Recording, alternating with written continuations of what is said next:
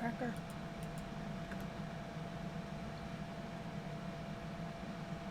We're live. Wow. You excited to talk about this movie? I have no idea what you think about this film. Haha. You will find out. I'm looking forward to finding out. This is a very interesting film. Interesting choice for Viewer's Choice. Right. I gotta hand it to them. Yeah. It's no Long Kiss Goodnight. That's terrible. I shouldn't say that. Well, greetings, imagination connoisseurs. Once again, it is I, your sommelier of cinema, your viceroy of verisimilitude, your master of fun and wonder, your duke of dope discourse, Robert Meyer Burnett, and I am here with my lovely cohort, Elizabeth Gwendolyn Bell. Elizabeth, and you are the what? The arbiter of cinematic excellence. The ace. The ace. The ace. You are the ace. I am the ace. And we are here with another episode of Elizaviews. Whining about the movies. We're not about the movies, whining about movies. Okay. There's no the. Whining about movies. Because we're whining. It's like a play on words. Okay. Sorry. So, as we are getting into this film, this is an interesting movie. We haven't had one word. We just watched it. You just saw it. I first saw this movie when I was a little kid. Oh. And I think that part of this movie, if you see this film as a child, I think it means something. It stays with you. It resonates. But before we get into that, we should talk about... before we get into that... We're going to talk about what we're drinking tonight. And tonight we're drinking what? Go ahead. I love when you speak French, babe. Laughton a Laughton, it's a Pinot Noir.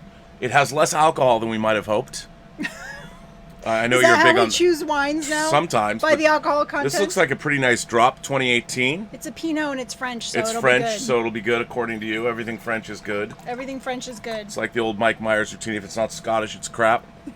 But in this case, French wine, you know, they are renowned. Does that look pretty equal? Oh. Yeah, that's pretty equal. Yep. You might have a little bit more Yep. than I do. So we are going to drink to tonight's movie, The Night of the Hunter, the only movie directed by Academy Award-winning actor Charles Laughton, and it was made in 1955. It stars Robert Mitchum, Shelley Winters, and Lillian Gish. And this was a viewer's choice, This winer's choice. was a winer's choice film, and let's drink to that movie. Cheers to that. Cheers.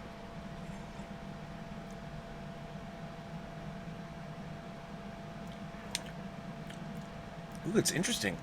It's fruity. Ooh. I wouldn't say fruity. It's got a little, like a blackberry tang to it. Mm-hmm. A little bit of a blackberry in there, I think. Yes. Usually I think people who talk like that about wine are douchebags, but there genuinely is. I'm impressed. You've never said something like that before. Well, I think it. I just don't articulate it. You just say it. Well, okay. You just say whatever comes to mind. I just did. That's awesome. Usually I do. Usually I do. So this is an interesting film. It was based on a book. Let me get this right. The book, a very interesting story. The book was where can I see who wrote this book? Why am I not seeing who wrote the book? Why am I not getting that here? The book was written by the book was written by Davis Grubb. And what's interesting about Davis Grubb is he was an ad man. He worked at an ad agency, and when Charles Laughton took this on as the director, the book was much bigger than the finished film was. It's a little bit more epic, I think. But because he was an ad man, Davis Grubb drew a lot of proto storyboards. So the imagery in the film, the writer was actually able to convey how he imagined the settings. Yeah, that's pretty cool. And was able to give that to Charles Laughton and screenwriter James Agee, who people said that he was kicked off the movie. He was not. He stayed on the film. And this is Charles Laughton's obviously one and only directorial effort. And this film is set in Depression-era West Virginia, right off the Ohio River. Yes. And I think it was Virginia, not West Virginia. No, I think they said West Virginia. Oh. Yeah, because isn't the West Virginia where the Ohio River is, or does the Ohio River go through Virginia all the way? I don't know how far. All I know is I believe it was West Virginia. Okay. I think it was West Virginia. So, Elizabeth, what is this movie about? This movie is, if you saw it as a kid, if I had seen this as a kid, I would have had nightmares. Like this. Oh, it's absolutely traumatizing. It has one of the most creepy, and you commented on it watching it tonight. It has one of the most creepy and disturbing images I think as a kid certainly had ever seen when I watched this film. Yeah, I was terrified for those kids. Right, and you're supposed to be. Now imagine when you see this. I mean, this film is truly the greatest child's nightmare ever. Yes. But why don't you talk a little bit about what happens? Okay, so opening scene is a guy in his car, and he's... Well, actually, the opening scene is children in the starry skies. That's right. And with yes. Lillian Gish, who we have yet to meet, reading about the sanctity of children biblically. Right. And she's talking about the sheep in the wolf in sheep's clothing. And very, very stylized opening that you're like, wait, what? Kids... The visage of these kids that, by the way, they're not the kids that appear. They're not all the kids that appear in the movie. Yeah, interesting. Yeah, so they're like floating heads. Floating heads in space, in the heavens. In the heavens. As if these are souls maybe yet to be born. Maybe murdered children. Or murdered children. That plays into it. So please, I didn't mean to interrupt you. So, he's in his car, and he's spouting off scripture. And he's talking... And it's Robert Mitchum. Yeah. He's Robert Mitchum in his Robert Mitchum countenance. He's a very strong man. You know, he's a badass. He's handsome in a very cinematic, man's man sort of a way. Very, very, very unique features. But he's like, once he starts talking, you're like, whoa, this guy is super creepy. Oh yeah, he's clearly in the thralls of. He's crazy religious motherfucker. This guy. Yeah, I know. And you can tell. And he's talking about like. You know straight up all the way. He starts talking about the women. Like, there was 6 women. He is a woman hater. Like, you're like, whoa, this guy hates women. And you also know that he's eliminated women and taken their money. Yeah. You know from what he's saying. Oh, God, you don't care about the killing because there's tons of killing in the Bible. Yeah, yes. But he's like, but what's really bad is like sexy women. Right. He does not want, when his dick goes up, this guy wants to kill. Yeah. I mean, he's a straight up, he's one of the great serial killers. I mean, you think about Hannibal Lecter. This character was Hannibal Lecter before Hannibal Lecter was. But the worst kind of religious zealot. Like a crazy, the women temptress, the only, well, keep going. I don't mean to get ahead of you. Yeah, total serial killer. Although, in 55, were serial killers even, serial killers? Probably not, because the profile. But this is based on a show that we watched that's really Mindhunter. But this was based on it was inspired by a true story. Wow. About a man who killed 2 widows and 3 children in, I want to say, the 30s, the early 30s, based on a true story. And he was a preacher? I don't know if he was a preacher. I don't know that, but it was based on. But he was a religious guy. I don't know that either. I don't know how much. I didn't read up enough.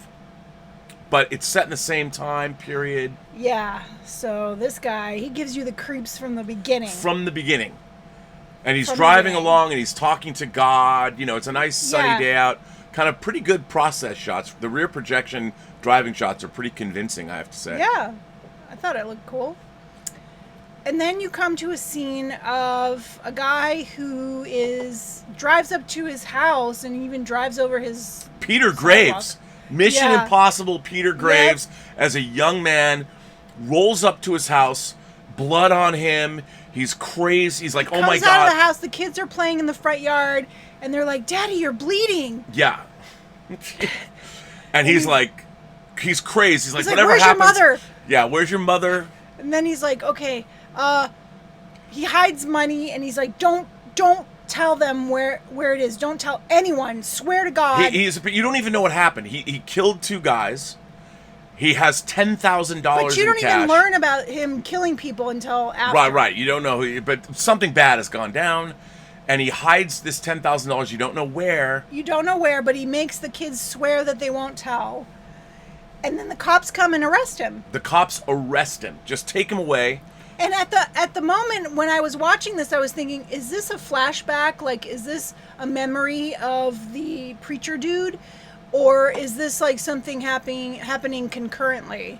And so later on, you learn that it's concurrently. It's concurrent. So they end up. And then you're in a nightclub. You're in a nightclub Right. dancing. So our preacher that hates women Right. is actually in a nightclub watching like a can show. These dancers. He's watching some woman dance on stage, and he's getting mad, and he has these tattoos on his hand. He's got tattoos on his hand. One that says love and hate. But even more importantly, you find out he has a switchblade in his pocket, and he sticks his hand in his pocket, clearly as if he's going to masturbate. Yeah, I mean, it insinuates he's going to jerk off, and then he instead of that, you see the knife blade, the switchblade come through. Pocket. That obviously this is insinuating. That's his turn on. That's his. Yeah, he wants to kill this woman. That's his erection. Yeah, but he can't help himself. Like he's still attracted. Like he wants these women, but he hates himself for wanting them. Whatever his crazy pathology is, right. This cements the fact that he is, certifiable. He hates women. And then the cops show up and drag him to jail because the car he's in is stolen, and they figured out that he's driving a stolen car, and they throw him into the penitentiary. He gets put into jail for 30 days. And ends up in the same cell as the father. As the kid's father who is going to be hanged. That's an interesting thing. If a guy who's in jail for 30 days, why would they put him in with a murderer? Well, I don't know, but it's the Depression. Anyway. It's Depression era America, so it's the early 30s. You kind of just go with it. I guess so. Maybe it's full.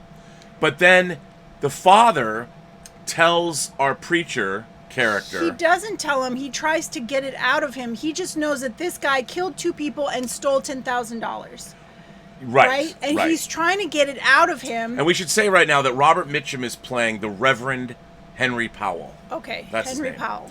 And then Peter Graves, his name is Ben Harper, so it's the Harper family. Right. The Harper kids, there is Pearl Harper and young John Harper and his younger sister Pearl. Right. And Shelley Winters, who only plays apparently women that are beleaguered. Because if you've seen The Poseidon Adventure and if you've seen Kubrick's Lolita, poor Shelley Winters. So Shelley Winters, her husband is hung. He's hung. He's hung, so she has to deal with the legacy that her husband... handsome husband Her handsome is hung. Peter Graves, the Mr. Phelps from Mission Impossible, straight up murders 2 dudes, takes their money, which was a lot of money back in the day. So at least if he's going to pull a heist, he pulled a good heist.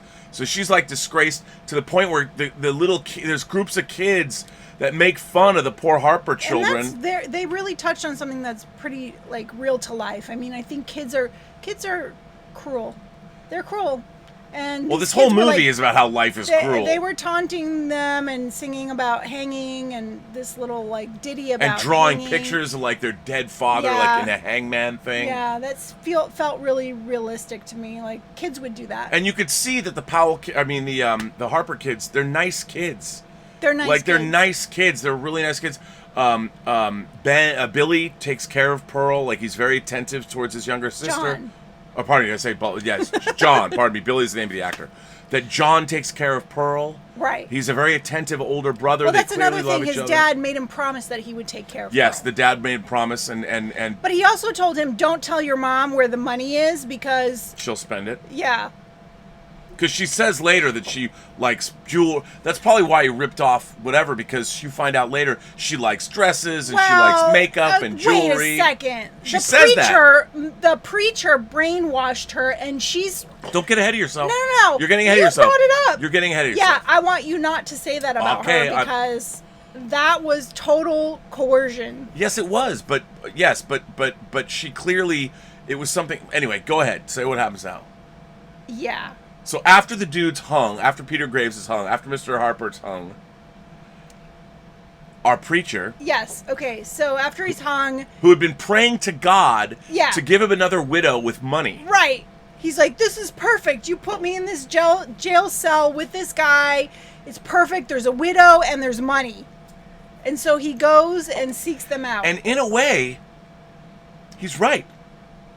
I mean, God didn't do that. There is an element of there's religion and belief permeates this, whether people are singing hymns or whether they're quoting Bible verses. Yeah. And the thing is, this is not, as we see later, there's a dichotomy here about true belief and true piousness and true evil and how how scripture can be perverted Yes. or used to gain strength. So even though so there's a very interesting thing happening in this Yeah. movie where religion It is like the religious aspect, and then the killing and the devious evilness. It's just like, it's intense.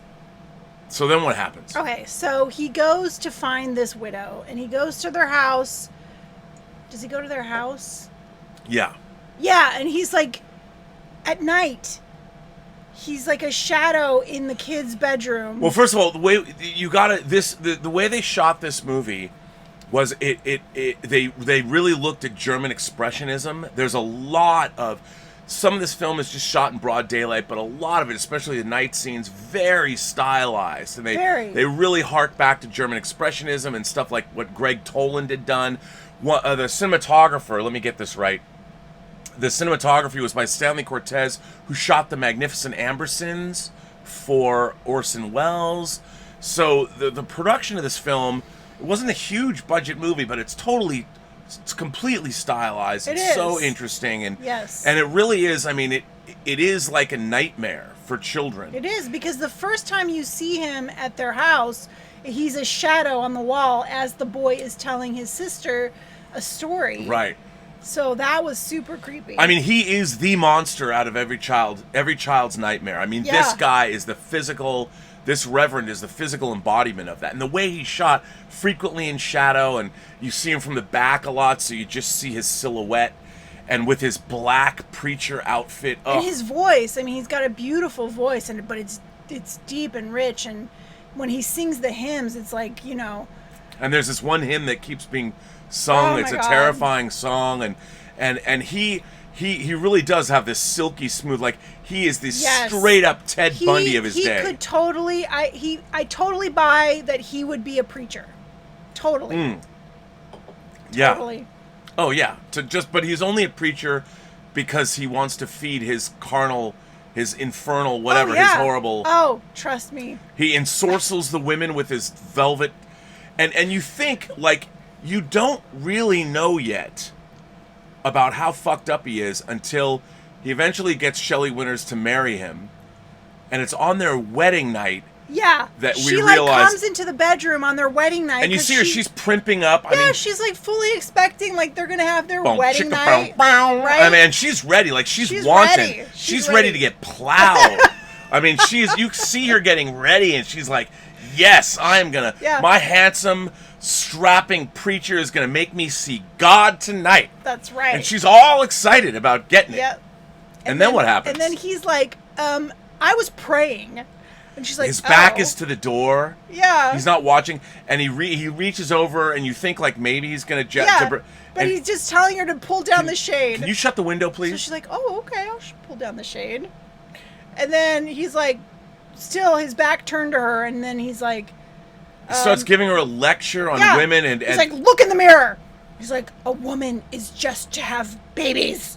Yeah, chattel. I think he calls her chattel. And do you want to have more babies?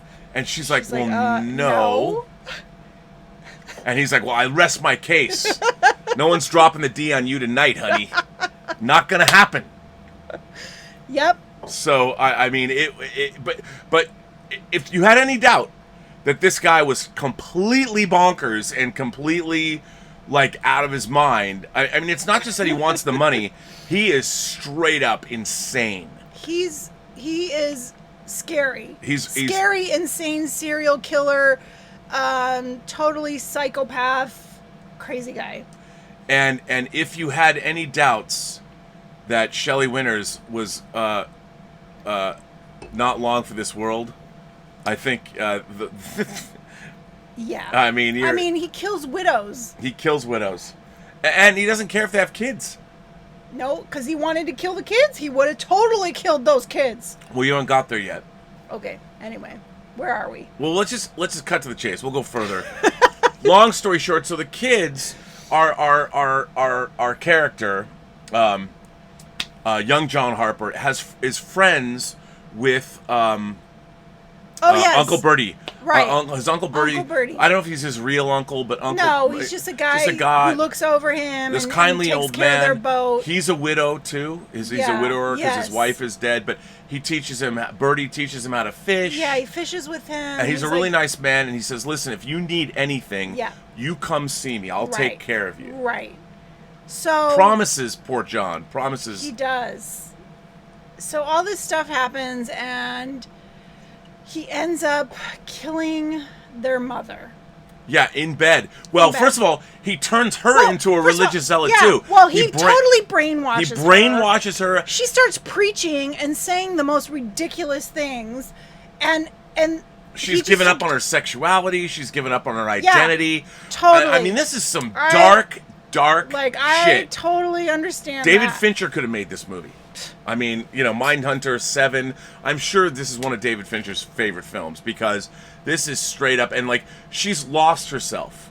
Anything Shelley Winters had. Yeah, I mean, that's so believable. And think about it, her husband's a murderer, was hung, and then she marries an insane preacher that won't fuck her, and turns her out into this religious zealot. And she doesn't believe her children. Her son keeps saying, he keeps asking me about the money. She's like, "You're lying." Yeah, there is no money. You're lying. You're just lying. And he, I mean, the preacher is doing everything he can. You're a liar, and he knows he might be able to get to the daughter. So he's constantly interrogating these kids. And when the mother's gone away, he's putting literally the fear of God and him into them. I mean, he is this guy's so creepy. He's one of the most reprehensible characters, but that said, one of the greatest villains in cinematic history. I mean, his character is one of the top drawer villains of all time. Yes. Always has been. For sure. Okay, so he murders her in bed. And it's so... I mean, he brings out a switchblade, and the way he's going to do it... I mean, it's... They couldn't show it in 55. They could... But they do... They get about as graphic. He gets on top of her, and he is going to plunge... I mean, it's hardcore. It is. It's kind of even more intense because you don't see it. Yeah, and you don't really know what happened yet. Yes, you don't really know. And then there's the kindly shopkeepers, the Bickersons, the husband and wife that are really old. The Spoons, and they've got the grocery store. Yeah. And Mrs. Spoon, she's a busybody. She's the one who totally got them together, and she's always telling her what to do, and total church lady. She's... And they love this guy. Exactly what a church lady is like. The preacher has used his facade to totally... They love him. Yes, he has schmoozed her. She totally believes in him, that he's a good guy. But the husband, who she totally railroads over... he's kind of a browbeaten hubby. He kind of knows what's up. But she keeps, putting him down. Yeah, I mean, he's kind of hung back, and he's... Right, but he has his suspicions about this guy. Oh, yeah. But she doesn't listen to that. No, she doesn't listen to that.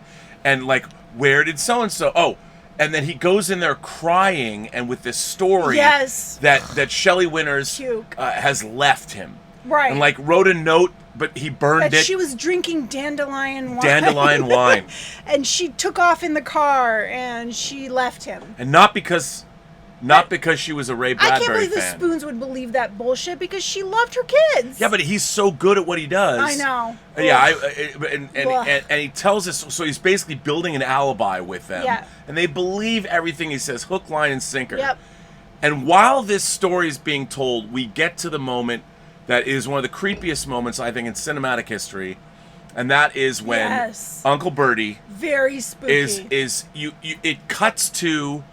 The river where Uncle Bertie lives on the river in his boat. But we cut inside the river, and you see the Model T. Yes. His Model T that he rolled up in, that the preacher that Henry Powell showed up in, and you see dead Shelley Winters tied to the passenger seat. Her throat is slit. And her hair is just like the river. Her hair, and then and it's an unbelievable image. Yeah. I mean, it's startlingly beautiful. Yes. And horrific at the same time. And you're just seeing the vacant, dead Shelley Winters, and her hair is the water and the river seaweed is at the same I mean, it's one of the creepiest. It's creepy, beautiful, but sad and I can't imagine what audiences. This is pre-Psycho. yeah. I can't imagine what pre-Peeping Tom. It's what audiences must have thought when they got to this image, because it is. There'd been some interesting horror films, but this was straight up. Like, if you had any doubts, Shelley Winters her throat was slit, but this image is so beautiful. And what's great, the camera just kind of pans up. Yeah. And it was obviously shot in they didn't go into a real river. No. It was shot on a stage, so the image is just gorgeous in the way, and they come up, and then Birdie's fishing, and then he catches his fishing pole's caught, and then he looks over, and you think maybe he's not going to be able to see, but the water, because it's crystal clear, and he looks down and he sees her. And he can't. He's convinced if he reports this to the authorities, they're going to say that he did it, because everyone knows he misses his wife and he's a drunk. Right. And so he goes home and he starts to drink himself into oblivion with peach schnapps or whatever. Yeah, because he doesn't know what to do. And now that the kids have their mother, there's gone, Mitchum, Henry Powell is going to go in and he's going to find out, and the kids are hiding in the basement from him. They're hiding in the cellar. And we get to, this is the Grimm's fairy tales. Yeah. This is every kid's nightmare. The monster, oh my God. the ogre, Such the troll nightmare. under the bridge is upstairs, Yep. coming around, and they're hiding from him. They don't know what to do, and eventually figures out they're in the cellar. Yeah, and in his creepy way, like, children, where are you? Yes, you wouldn't want to be lying to me now, would you? Like, oh my God. And he comes down, and then our straight-up baller, young John, makes a move when John is a baller. John's a baller, and he's able to.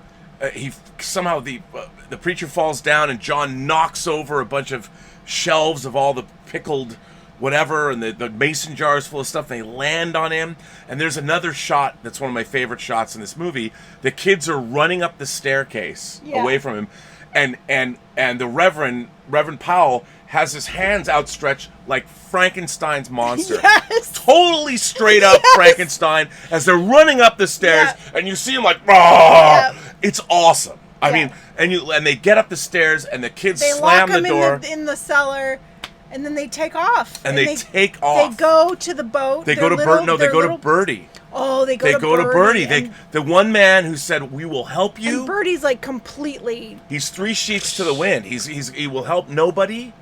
Oh yeah, they'll help he can't, and he's just on the ground like totally drunk, hammered, like, just hammered, gone. Straight up hammered. So he can't even help them, and then the kid's like, okay. And John's like, "We'll go to the." He's like, "We'll go to." He knows how to go. He knows how to use a boat because his dad had a boat, and he's only like 9, 10, and Birdie's like 5. He's a kid, but John, man, he's like, "We got to go to the boat. We got to get on the river," and they're getting there, and this is the suspense in the scenes. They finally get to the boat. Yes, they get to They have to go through the mud. It's a muddy riverbank, and you were going. I was like, you were freaking out. You were freaking out by this point. He shows up at the top of the hill, and he's like, John. Yeah, it's and he comes down through the brush. He's like tumbling over like all the weeds and stuff. And it's terrifying. I mean, it's terrible. I'm like, get in the boat. I'm like, Pearl, get in the boat. Get in the boat. As a director, he is playing this up, and then at least I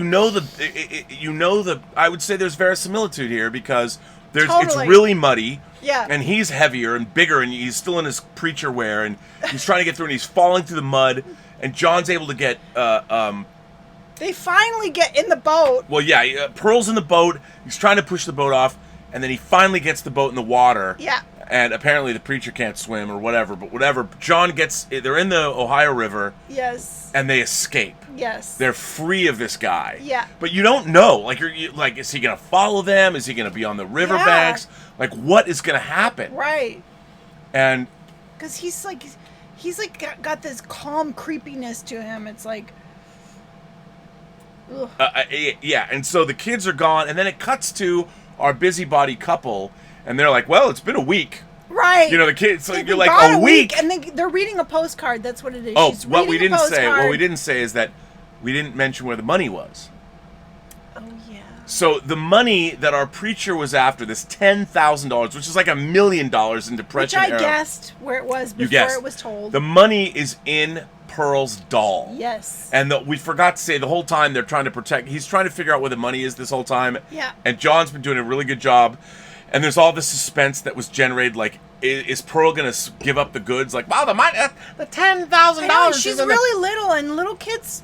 And we forgot, and like she at one point, likes him. she takes the money out and she's making paper She dolls cut a with the few money and bills, stuff. made We did paper skip dolls. over that. Yes, we did. By the way, I didn't even show that I should say that I pulled out, we watched the beautiful Criterion Blu-ray, once again a movie that I own, that we own, that this Criterion Blu-ray is gorgeous. It was an early 2000s restoration under the auspices of UCLA. What a great transfer. Yeah, it was great. And so it's been like a week, and you're like, what the hell happened to the kids? Yeah, they've just been floating down the river, and they're so tired, and finally, like, they pull over, and they go into a barn, and they're, like, trying to sleep in the barn. And they think they're safe. They think they're safe, but then they hear him, he's, like, singing the hymn that he always sings. And at night he's you riding see him a horse, and you see him, but only in silhouette, like in the distance. It's awesome. This creepy. He's looking out the barn, and there he is, and even John's like, I can't believe this motherfucker is still following us. Like, I can't believe it. He's like, what? And then he grabs Pearl, get up, and they get in the boat, and they are not going to wait. Nope. John, he knows what's up. Nope. John is a baller. He's a baller, and he heads down. They down get into the boat, and they just keep floating downriver. And then they finally they fall asleep. But you see that they do stop at a place. They stop once. That's what and they we were talking come up. Well, they go to that one house and they get like two. They each get a potato from some woman. Right, so you realize they have to show you that you're in Depression era America. It was not unusual for kids to be without their parents and you really looking for food. Right, and the movie really sort of changes here. Yeah. And it gets into more of so these kids have suffered. Their father was a murderer and was hung. Their mother was killed by a serial killer. Yeah. And they are and this guy is still out there somewhere, and they are straight up on their own. Yeah, and like this they're kid young is stalking kids. them. He's trying to kill them. He wants the money. Kids today would be lost. Where's Totally. my phone? They would. John, if you want to look for a role model, kids today, John is your role model. John Harper is the kid that you should follow. Yeah, he's pretty amazing. He's pretty amazing. He knows what's up. He's got wherewithal. He's got gumption. Yep. He knows what's up, and he's saving his younger sister. Yes. No kid from today would survive. He's following through on his promise to his dad that he was going to take care of Pearl. And he knows we got to pull over, and then finally... They fall asleep in the boat. They end up in some brushes and up against the shore. And this woman comes and she's like, get out of the boat. And she's like, get in the house, get in the house. Well, and it's a woman that. It ends up that she takes in all these orphaned children. Well, she's a woman of God. Yes. She is a woman that... she's truly a woman of God, unlike the preacher. She's what the preacher has... the preacher has bastardized the scripture. Yes. Here is a woman that represents everything that scripture is supposed to be. Right. She's devoted her life to taking care of children, and she knows that children are the future. She will do anything for these children, and she has 3 girls of various ages. One is obviously a budding teen, right, developing into her. She's got her own she's horny. She's horny and she's looking for love. Although we don't know that. Like she's going off and hooking up with dudes. They don't really say it in the movie, but you get it. Yeah, it's implied. She's giving up the totally punani. Implied. Yeah, because one time she goes to town and it's actually the preacher, and she's like, you want to buy me ice cream? He's like you paying can buy me ice attention cream. to her, and she's like, buy me an ice cream. Yeah, this girl's giving it up. Like, don't I have pretty eyes? Yeah. But she knows. Well, anyway, we're getting ahead of ourselves. We are. So this woman takes in the kids, and they have a family, and she's stern. She's a taskmaster, right? As any good adult would be. She's a good disciplinarian. They farm. They do. They take their goods and they sell them at the store to make money. So this is even though it's a single woman who's not even their mother's.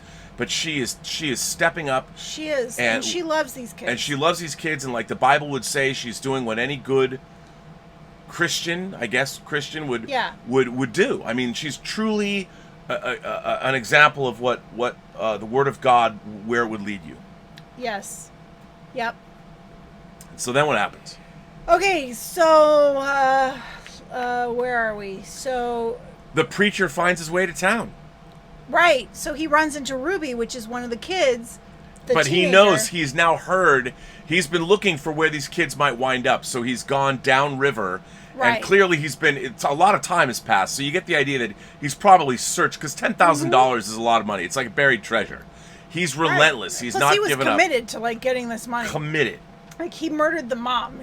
So he's going to get that money. He's finally in the town. It's a big town. There's a lot going on. There's nightclubs and there's everything. And he runs into Ruby, and then she makes him buy an ice cream, and he asks her. And he's only on a fact-finding mission. Then he finds out he's hit the jackpot. She's like, he's like, what are there? There's 2 new kids in your house. What are their names? And she's like, oh, Pearl and Johnny. So he's like, ding, ding, ding. Yeah. And the monster knows now. The ogre knows. The monster knows. So he heads out to the house, and Lillian Gish is Rachel. That's Rachel Cooper. That's the woman that's overseeing everything. Right. And so he finally shows up. He shows up and he's like, "These are my kids." He's all boo-hoo. "These are my kids. My wife ran off." Blah blah blah. And Robert Mitchum knows that the money's in the doll. Yeah. He's like, "I want my kids. I want my kids." And she's like, "Go get the kids," and they bring the kids, and Johnny's like, "That's not my dad."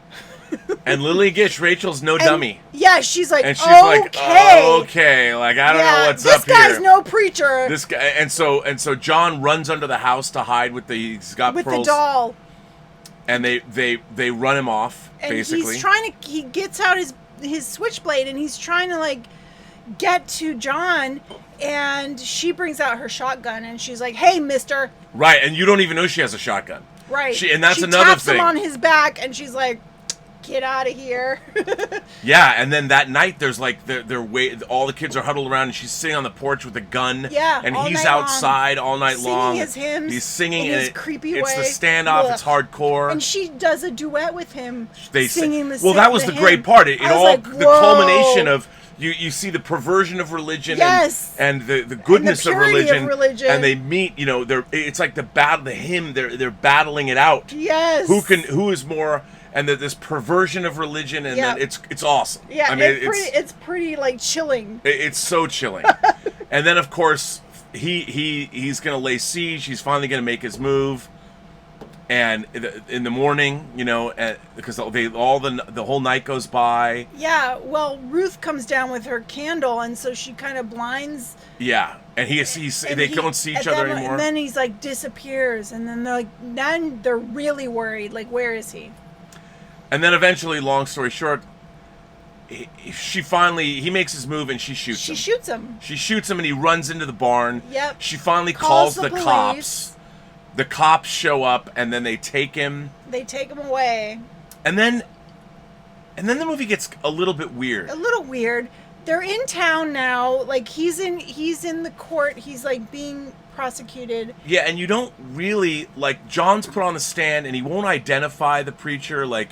Yeah. And you never see him. You never see him like in the courtroom. It's almost like there was footage they didn't shoot, and they were. This is the only part where the movie. And weird. And the townspeople are rioting. They're like really upset and rioting and because you find out they're having a huge riot because they all want to kill him themselves, and the cops are like sneaking him out. It gets intense. It gets really weird, but you never see him hung.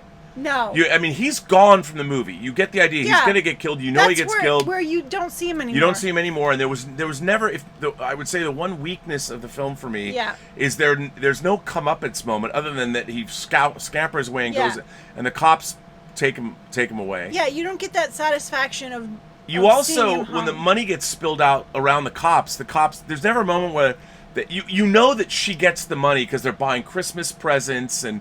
Well, no, because John, at that moment when the cops come and arrest him, he's like, no, and then he comes and he's like, I don't want the money, and he like starts spilling the money all over him. So the cops are like, that's the stolen money. So yeah, I don't think. You're probably right. I don't think they get that money. That's stolen money. Yeah. So that's it. The money's gone. Yeah, it's stolen money. The money, but then, so he's had his comeuppance that you never see. He's gone, and then the kids, the three girls, and the Harper children have a Christmas. Right. They have It a really ends nice. on a Christmas. It ends on Christmas, and then she talks. Lillian Gish. She gives them gifts. She gives them gifts, and it's it a ends. very sentimental moment. And she talks about the children. They all run away with their gifts. Yeah. John gets a watch, and he's never had a watch like this. This is the best watch. And she says to John, we now have somebody who can tell time when I need. Yeah. So it ends on this really nice note, and you see her. The movie opened with him, the evilness. Yes. And it ends with her, With the goodness. with the goodness. And she kind of looks up, and then the camera pans up, and it ends in the same place where the movie began, but you don't see the kids in the sky anymore because the kids are in the house. Yes. The scene at the beginning, the kids are now, the souls have come to Earth, and it ends very... Yes, it does. So what did you think of this movie? You'd never seen it before. I was like, oh my God. So, oh my God, what's happening? Oh my God. This was like a totally scary. Like, I just got into I was trying to watch it through a child's eyes. Like, it was frightening. Yeah, I saw this movie on TV, and it was horrifying because these kids are straight up in peril. Yeah. And as a mother, I'm like, oh my God, these kids are going to be murdered. This guy is going to kill their mother. They're going to be orphans. And then he's going to kill them. I just was like, as a mother, it was like so intense.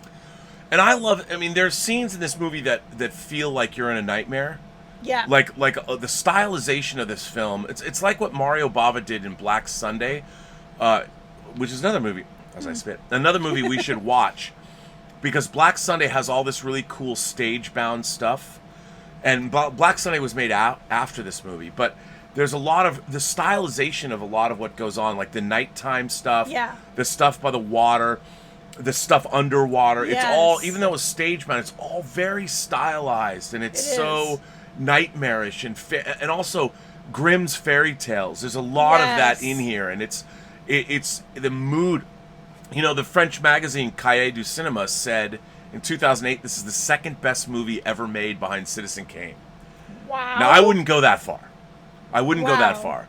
But in terms of what it is, I think that it's a pretty astonishing movie. You definitely feel that angst, that terror. Yeah. Throughout. I mean, you feel what it's like to... it really is a nightmare from the perspective of these children. Yeah, and when you're dealing with children, like, you know, as a mom, you're just like, oh my God, this is, like, intense. But you also... the movie's not just... It's not from the kid's perspective, because the setup of the film, you're jumping... You go from the God's eye point of view to the... It goes from objectivity to subjectivity in terms of the perspective. But you just fear for these kids. Oh, yeah. Yeah. Terrifying. Very scary. Terrifying.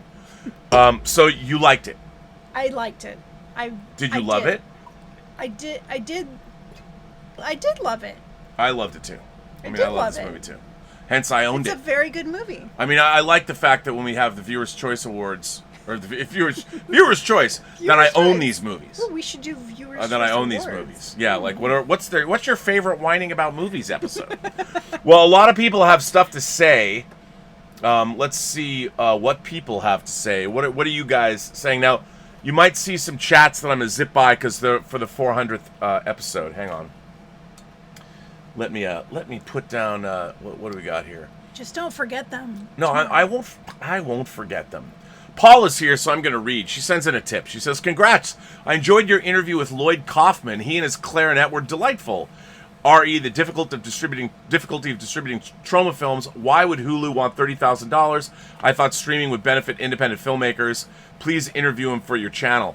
You know what, Paula is referring. I was on the Mainframe, an internet Comic-Con over the weekend, and I was lucky. I got to interview Lloyd Kaufman and David Goodman, the executive producer of The Orville, and J.M. DeMatteis, who's one of my favorite comic writers. And it was a lot of fun. Thanks for watching, Paul. I really appreciate that. Yeah, it was interesting. He would be a great guest for the show. I got great guests for tomorrow. But, yeah, great guests for the show. So if I'm skipping over, by the way, what you guys said, I'm reading them tomorrow for the 400th show. Richard Green said in a chat specifically for the show, theaters will start opening here, but with only 25% capacity, so I guess they'll be showing Cats. But seriously, your thoughts? Look, everybody's got... The economy does have to reopen. I think everybody does. We all need to get back to work. But, you know, I think the last place that should open are... I don't care if 25% of... People are still going to the bathroom. They're still going to buy food at refreshment stands. It's not a place that I think should be first and foremost a place to open. I'm not a fan. Well, I don't know. I think you could do social distancing pretty well. Yeah, but are they going to scour the bathrooms? Are they going to scour look at when you go get your Coke? Well, if they're going to do it, then they do need to clean the bathrooms incessantly and clean the concession stand. I just think movies are public gathering spots. I don't know if that's But if you sold tickets where the seats were spread apart, maybe. Mukbang is here and says, I love this film. I saw it young and I thought it was horrifying. Spooky music too. Oh, the score is great.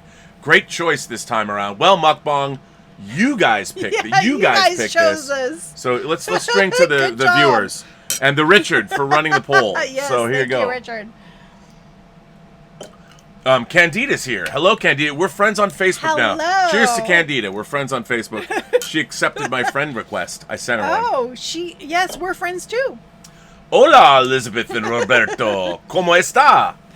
I noticed that the sister Pearl makes human figures out of the paper money. As Powell approaches, the wind blows away the paper figures. Maybe this symbolically represents the loss of their parents. Oh, I think so. Totally. Yeah. Yes. And that was also a suspenseful moment because you see that they're blowing away. You're like, oh my god, he's going to see it. So terrifying. Yeah, I didn't think of that. That's a brilliant point. Terrifying. Mukbang sends in a super chat and says, as an editor, what did you think of the editing of this film? People go on and on and on about the direction and performances, which are exceptional, but I'm curious about the editing. Well, very different, much more classical. There are times when I really love the editing, like drawing out the suspense of pushing off the boat. But, I mean, it's hard. I thought that Charles Laughton, as a first-time director, did a good job, but not a great job. I mean, if you had, with all of the things, his instincts were terrific. And the performances, I really thought he got great performances out of everybody. Every character leaps off the screen. But I did think, as a director, sometimes it was a little clunky. And it would go from naturalism to stylization in and out. So it wasn't as smooth as I would have liked it to be. And the editing, it was a little... I really felt like something was... If I feel something's missing, and the whole thing at the end when the townspeople are rioting, was it revealed that Robert Mitchum's character had killed many, many women? It wasn't just one woman. I mean, he had killed, apparently, he says 6 women, I think. So he killed 7 women, so he would have been the most notorious figure than, I mean, a horrible... And he's masquerading as a preacher, so... Gross. This guy was a bad motherfucker. I mean, he was a bad dude. Bad. Yeah, a bad dude. So I thought look, this film, it was going for the brass ring, and I appreciated that. So any mistakes that I think could have been, I'll chalk him up to a first-time director. Maybe Robert Mitchum, they couldn't get him. He had another film he had to do. I mean, you never know.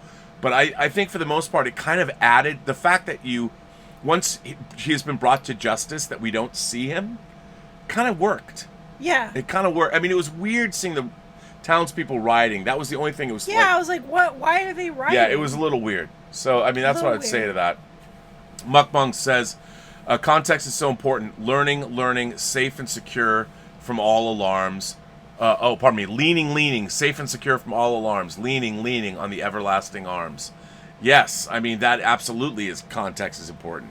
Yeah. And that's all part of it. I mean, I thought that was the whole, I loved, all of that was so great. Yeah, the fact that he sings that hymn over and over again. Yeah, and creepy. And the fact that you have, that the primary function of adults is to take care of of the children. Right. And it was, that dichotomy was really interesting. I mean, it was funny that you had like the father who had committed murder and stolen money, but was still just take care of your sister. He wanted his children. He cared about his children. You didn't know if he was desperate, because you don't know why he did what he did. Yeah, I mean, yeah, he did it for his kids, I'm sure. Yeah. Paul Gilmore sends in a tip and says, movie recommendation for a whining about movies is Denis Villeneuve's Incendies. I loved Incendies. Incendies is a great movie. I haven't seen that. It's Denis who made, obviously he made Sicario and Arrival and Prisoners. Incendies it's really interesting about family secrets and lies. Ooh, and family secrets. Yeah, it's good. I have the DVD. An extremely underrated movie, The Zero Effect. Jake Kasdan directed that. I never hear anyone talk about it. From 2001, Ben Stiller and Bill Pullman are hitmen, and it's Jake Kasdan's feature debut. And that ending, wow, it was nuts, and it needs a Blu-ray release. You know what? I saw The Zero Effect once in the theater. And I don't have much of a memory of it. I mean, I liked it, but I didn't. That's all. It's not a movie I ever bought on physical media, and I saw it one time, so I don't know it. You know, I don't know it. Well, maybe we should I'll watch check it again. Check it out. Yeah. Well, he says. Throg is here. Throg Stark says, this movie is messed up. Robert Mitchum scared the fuck out of me as a kid. Yes. Old people never scared me. This fucker was so ugly and talented. I hated him till I was about 20 years old. See, I love Robert Mitchum. He stars as Pug Henry in The Winds of War and War and Remembrance, which is two of my favorite things on the planet Earth. I love those things. I have a giant Winds of War poster over there. I could see if you saw this as a kid, how frightening this would be. Oh, straight up. I mean, nightmarish. Yeah, I would hate him too if I'd seen this as a kid. Completely. Totally. Terrifying. Just horrifying. Yeah, it's funny that you hated Robert. Because when I saw this, I wonder if this was probably the first Robert Mitchum movie that I ever saw. Because this was one of those movies that you would read about it. I would read about it, and people would talk about it being a horror movie. And this is when I was a kid, or as a movie about kids. Like I never understood when I was reading about this movie. I had no sense of what it's about. Yeah. Like I read reviews and you're like, oh, okay, I get what.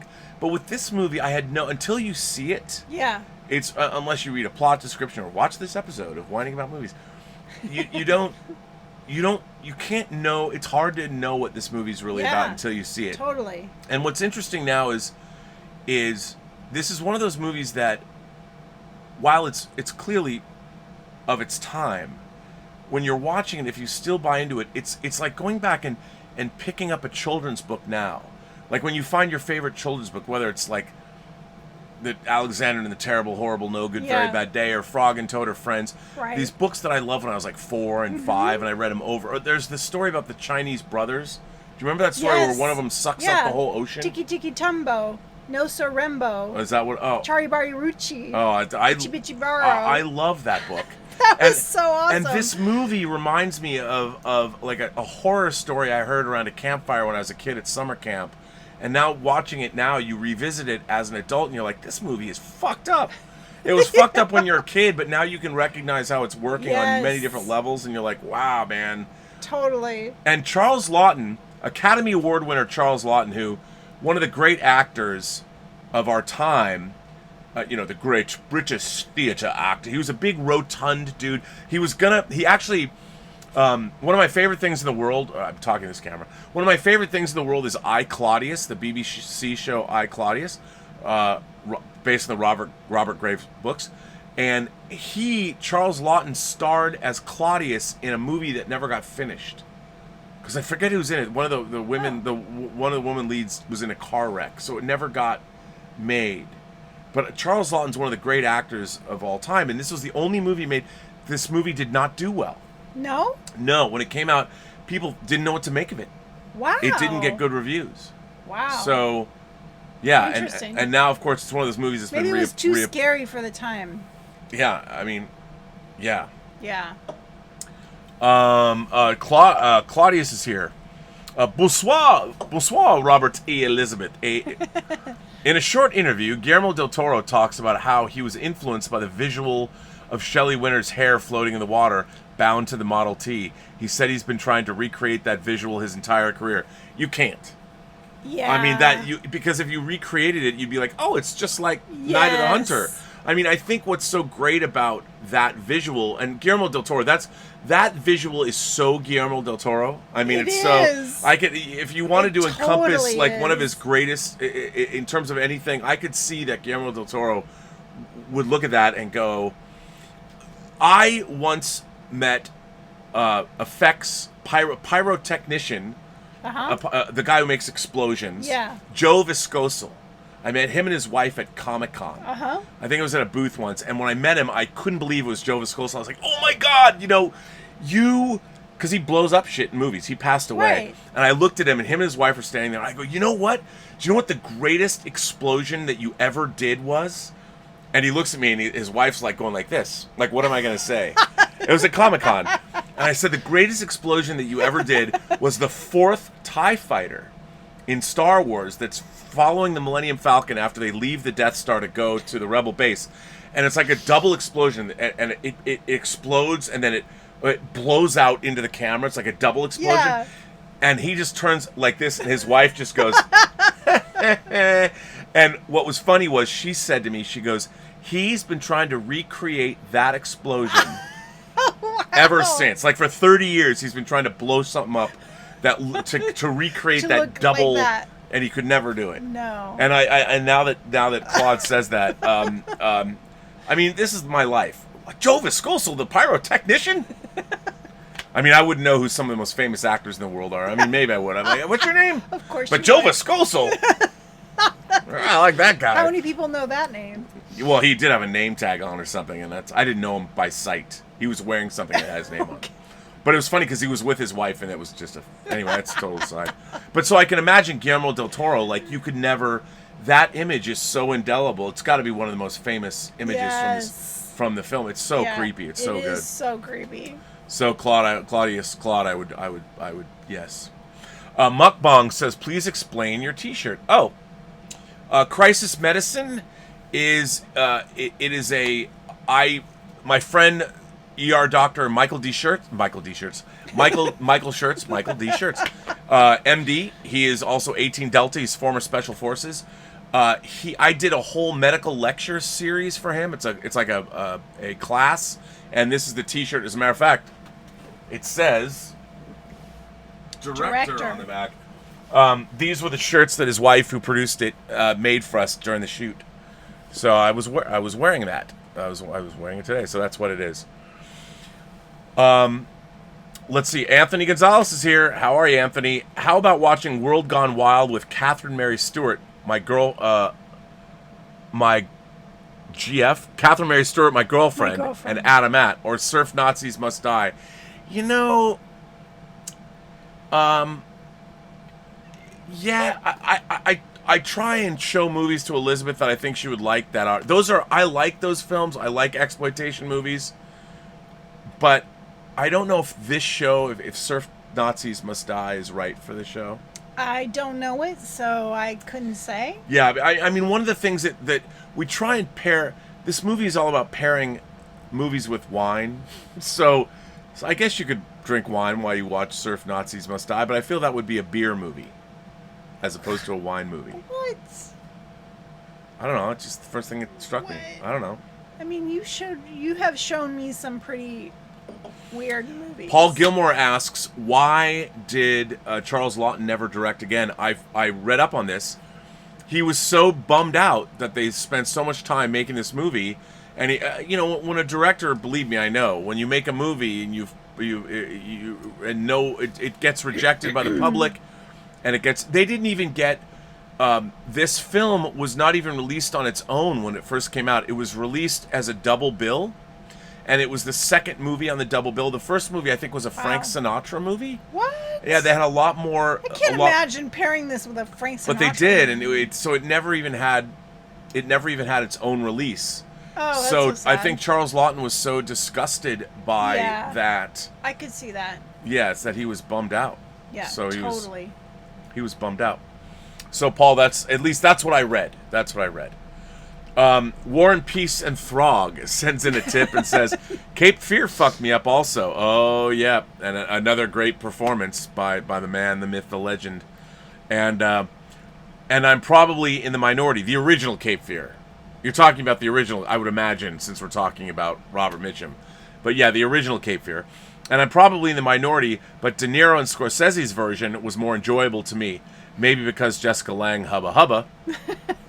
King Kong 1976 is who Godzilla 2014 should fight. Merge universes. I think I've drunk, I don't know what that means. I've drank, woman no Buddha Buddha. I don't know what you're saying there. Where are you reading? On War and Peace and Throg. Well, first of all, let me talk about Jessica Lange, because she's in one of my favorite movies of all time. All that jazz. And I loved King Kong. I saw King Kong 1976 at the Crossroads Cinema. It was a big deal when it came out. I really liked it. And when my Kong would die, everybody cry. That's what Dino De Laurentiis said about that movie. When I was a kid, I loved it. And it's got a John Barry score. I have it on Blu-ray if you've never seen it. We can watch all the King Kong movies. That would be cool. I have them all. I did see it, but a long time ago. I liked it. And you know how I remember stuff. Yeah, not at all. You wouldn't remember. Does King Kong have an ape in it? What do you mean? Does it have an ape in it? Do you remember an ape? Isn't King Kong an ape? Yes. See, you remember some things. Well, come on. That's good. Just checking. I'm just checking. Throg, you don't have to look. Going back and watching old films, and I say this on Robservations all the time, it is very difficult if you are born, say you're born in the 60s, the 70s, the 80s, the 90s, the aughts. It's very hard to go back and you really need to train yourself to be able to go back and watch old movies, or you need to be open.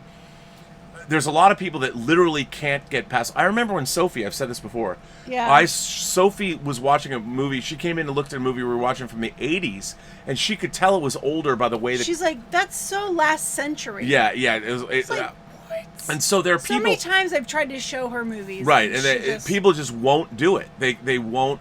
I think parents should instill in their kids from an early age, show them black and white movies. Like when I was a kid growing up, I didn't black and white. Twilight Zone was black and white. I didn't sit there and go, I'm not gonna watch this because it's not in color. I mean, I liked that it was in black and white. It made it cooler. We watched everything back then. We watched everything because there were only 3 channels. So. Right. Yes. Mukbang sends in a super chat and says, "Did you read the children's book, The 5 Chinese Brothers?" I think that's what I was talking about. No, you were talking about Tiki Tiki Tembo. No, the Chinese brothers, and one of them sucks up the ocean. Okay, I'm mixing up two different stories. When you're saying that, I'm like, I was just going with you, pretending I knew, but it wasn't. I remember. Yeah, I know that. The book. 5 Chinese brothers, yes. and one of them sucks up the ocean, right? Yep. I love that. That's a great book. I love that book. It made me want to be Chinese. Yeah. And then Tony Leung made me want to be Chinese again. I was very excited. I'm very excited. I got to talk to one of the director of visual development at Marvel Studios as part of and I talked about my love of Tony Leung to him. And he couldn't tell me anything, but very excited. Very excited. So yes, Mukbang, I love the 5 Chinese brothers. I don't know, now would somebody call that, is it racist? I don't know. No, I hope not, because I loved that book when I was a kid. No, it's now not it racist. might not be woke enough. I have no idea. No, I don't think so. Mukbang says, "How's the wine?" The wine is fantastic. So good. Let's try some more. Wait, it's French. There's still a little bit more. You take the rest. Yes, please give me some more. Please, sir, may I have some? I haven't been drinking. I've been talking. Please, sir. So yes, let's drink some more. Here's to Mukbang. Cheers to Mukbang. Here you go, Mukbang. We're over time. Wow. We're over time, and I have so much work to do for tomorrow. I'm going to be up all night long. Yes, and I need to finish my finals. You need to finish your work. So I guess this brings us, no. Claudia sends in a tip and says, Mon ami, Guillermo del Toro also mentioned how Laughton's experience as a bisexual man helped him to understand alienation that the children feel. Wow. He's bisexual. Question: does your Blu-ray have the audible of Laughton's off-screen direction? You know what? To be honest, I don't know. I mean, it might. It's got so much stuff on it. Huh. Yes, it does. It's got a bunch of stuff on it. But I was gonna go. I didn't have time to go back and watch that stuff. But it's got a whole thing about. It's called Charles Laughton Directs, so I'm sure it's in there. So we'll have to check that out. So we are over time. We're at the end where we have to go to our bottoms up review on a scale of 1 to 4 glasses of wine, 4 being the best. First of all, tell the folks at home, why is it the bottoms up scale? Why is it 4 glasses of wine? Right. So it's 1 to 4 because there are 4 glasses of wine in a bottle. 4 glasses of wine in a bottle. Yes. So that is our scoring system. That is our scoring system. So for Charles Laughton's 1955 Night of the Hunter, starring Robert Mitchum, Shelley Winters, and Lillian Gish. Yes. I will give this... And Peter Graves. Yes, that's right. Peter Graves. The handsome Peter Graves. I give this... It's Ben Harper. Yes. Ben was hung. How many glasses of wine would you give this? I am going to give this 3 glasses of wine. 3. No? Don't look at me. This is your call. 3 is a good score. 3 is a good score. 75%. Yeah. I got to go higher than that. Are you? Yeah, I got to give this. I mean, I wouldn't give this 4 stars because it's not perfect. It's a little bit. It's rough around the edges. Wonky. You know what? I'm going to give this 3.25. Okay. However, for its place in cinema history as a movie itself, yeah, I give it 3.25. But for its place in cinema history and what it brought to the screen, I'm going to give it four glasses of wine for where it stands in cinema history. Whoa, that's a movie that was rejected and how it was reassessed. And Cahiers du Cinema called it the second best movie ever made. That's wow. It was very groundbreaking. You've never given a 4. No, I think I did. I'm not giving the movie a 4. I'm saying for its place in cinema history. Well, you can't do that. You just have to give How do you know? score. It's my show and your show. I can do whatever I want. Because it's my show and I'm telling you. You're telling... Okay, it is You have to give it 1 score. 1 score. Am I not right? 1 score. Okay, 1 score. What's your score? All right, I'm going to give it 3.25, but it deserves more than that. Then give it more than that. I can't though, because it's not as a movie and no, you need to give it 1 score. All right, okay, 3.25. All right, there you fine. go. But I don't think my score represents how important this movie is to film history. Okay, we understand that it's important, but you still need to give it 1 score. Am I right? Here's to our scores for bottoms up to Charles Laughton's 1955 Night of the Night of the Hunter. Great Criterion Blu-ray. I highly recommend it. Do you trust Throg? Sends in a tip and says, my kid was raised on Abbott and Costello, black and white films, Stooges, all but Joe Besser, and he wants to watch the original Twilight Zone. Let your kid watch the original Twilight Zone if you want to spend the money. I cannot stress enough, if you have a Blu-ray player, the Twilight Zone restoration, which is probably airing now anyway, so if you have a great streaming service, those discs of the Twilight Zone are an absolute revelation. It's like watching them all anew again. If you've got a big TV, and I understand it's 4x3 and all that, but the Twilight Zone episodes on Blu-ray look amazing. They look amazing. Ladies and gentlemen, this is the end of Elizabeth. Well, we need to announce what our next movie is. What is our next movie? It's Brazil. Ooh. Brazil is next on Wednesday, and then is the double bill of Zardoz and The Long Kiss and Goodnight. The Long Kiss Goodnight, which you love. You know what? I don't... That'll be on Friday. The Long Kiss Goodnight is a movie that is... About it You're right, I don't have to talk about it. You can talk about it on Friday, and it'll probably be a 2-hour show since we're talking about 2 films. Yeah. So it'll probably start at 7. Yeah, it's going to start 7. A 2-hour episode of Elizabeth on Friday. It'll be the finale of it's a Viewer's Choice. A two-hander. Yes. 2-bottler. Yes. It'll be the finale of Viewer's Choice. It'll be on Friday, and it's 2 films. By the way, we are watching Terry Gilliam's... Zardoz. Oh, yeah. That's right. I almost knocked down V'ger. So, Friday, if you haven't seen it... Oh, wait, hang on. Let's... we got to go back to the... if we're signing off, we got to go here. We can go. Ladies and gentlemen, Arthur Frayne, Zardoz speaks to you. Yep. By the way, thanks to Cliff Stevenson for getting me. This is a Zardoz belt buckle. He found it on Etsy. The gun is good. The penis is evil. Yes. That's Friday. We are going to watch, Throg, the Terry Gilliam's preferred version of Brazil. I believe there are 3 versions of Brazil, I think. Wow. We're going to watch Terry Gilliam's preferred version. That's an important question to know. So Brazil is on Wednesday. And then Zardoz and Long Kiss Goodnight on Friday. There's a few announcements that I want to make before we sign off. Thanks to the good people at Harman International and JBL, the Burnettwork is going to have a random drawing for a JBL 9.1 Dolby Atmos surround sound bar. Yep. It's a $1,000 sound bar with wireless surround speakers. I've talked about this before. And a subwoofer. A separate subwoofer. It's a pretty great look. We have it in our bedroom. We have it. It's pretty dope. It's got a kick. It packs a wall up. It is Atmos, so it shoots sound up. It's really neat. It is not even on sale yet. It does not hit the consumer market until May 31st. JBL has graciously, their experiential engagement department, likes my channel, likes John Campion's channel, and has given me one of these to give away.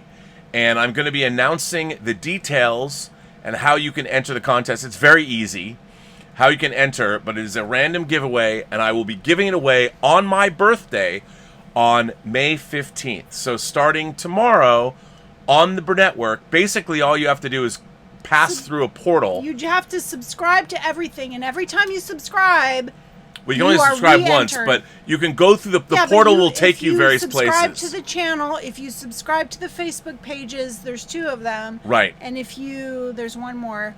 Every time you do that, you get entered, and you can click through. You can enter as many times as you want. You don't have to donate anything. You don't have to send in a tip or a super chat. You just have to click through a thing, and it takes your information. By the way, it's not a privacy issue. It just shows that, oh yes, this person went through, whatever your name is. And on May 15th, I'm going to give it away, and it's a $1,000 piece of gear. It's brand new. It's not the one that they gave to me to review. We have that. It's a different one.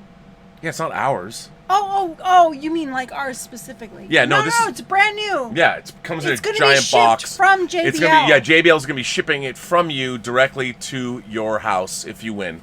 So it's pretty cool that they like this channel enough to do that. And I can't say her name, but I will say the Harman's Experiential Engagement Department hooked me up with this, and I'm very excited that they saw us fit to allow the channel to do that for the 400th episode. And you will see snippets of it. Not snippets, I'll run a lot of the interviews, but they're long. Barbara Crampton from Reanimator and You're Next and From Beyond and many other things. Comic artist Bill Sienkiewicz. Brian Fuller, creator of Star Trek Discovery and Hannibal. Melinda Snodgrass, the writer of the Next Generation episode Measure of a Man, amongst other things. And, of course, Carrie David, my friend Carrie David, whose documentary Breaking Their Silence will be available on Vimeo on pay-per-view, which you'll hear more about tomorrow. I think that's everybody. And I think you're missing one. Well, no, there's Carrie, Barbara Crampton, Melinda Snodgrass, Bill Sienkiewicz, and Brian Fuller. Well, there you go. There you go. And you'll see the interviews. And I'm playing some of the interview tomorrow on the 400-minute Robservations show. And then I will be immediately dropping the entire interview. The Bill Sienkiewicz interview is 2 hours. Brian Fuller's 90 minutes. Barbara Crampton's 45 minutes. Melinda Snodgrass is over an hour. And those interviews will also be individual episodes on the Burnettwork. So, there you go. There you go. So with that, ladies and gentlemen, we bring an end to Whining About Movies, episode 20, Night of the Hunter, directed by Charles Laughton from 1955. What do you have to say about that? Great movie. You should watch it. But you're also supposed to say, oh, yes. Every person you meet. Look at the camera. Every person you meet has a story to tell that you haven't heard yet. All you have to do is listen. All right. Nicely done. Hey. Got it. Fantastic. And now, as we bring an end to episode number 20 of Elizabeth's Number 20. We didn't know if this was going to work. We didn't. We didn't know. It kind of works. It kind of works. Thanks, guys. Thank you. Well, what do you say? Have a better night. Have a better night. We will see you on Wednesday with Terry Gilliam's Brazil.